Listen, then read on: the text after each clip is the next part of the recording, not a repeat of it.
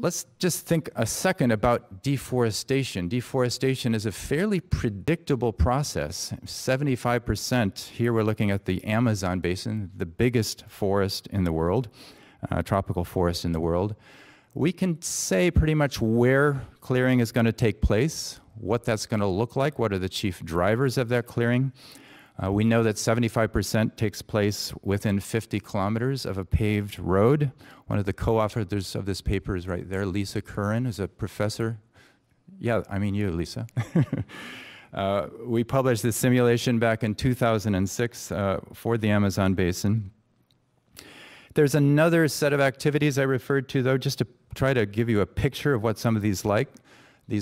When we talk about tropical forest fire, it's very different from the fires we see here in California. You can step over most of these fires. They're low, they burn, they often go out at night, but since they move fairly slowly across the forest floor, they have a lot of contact time with the base of those tree trunks. They kill big trees and they kill little trees. Many years, the area of forest burned, of tropical forests around the world that is burned, is much bigger than the area that is clear-cut through deforestation.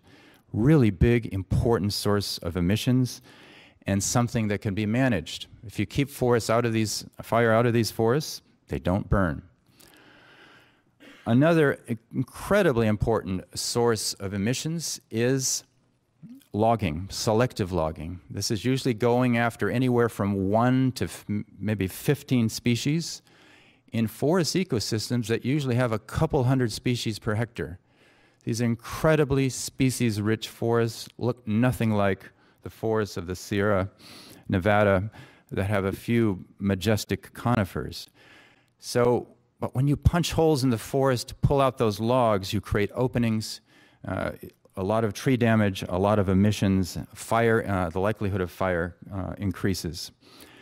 If we put these two sources of emissions together and look out into the future, by 2030, by some estimates, we could say that maybe about 20 billion tons from the Amazon alone will go into the atmosphere because of deforestation and degradation.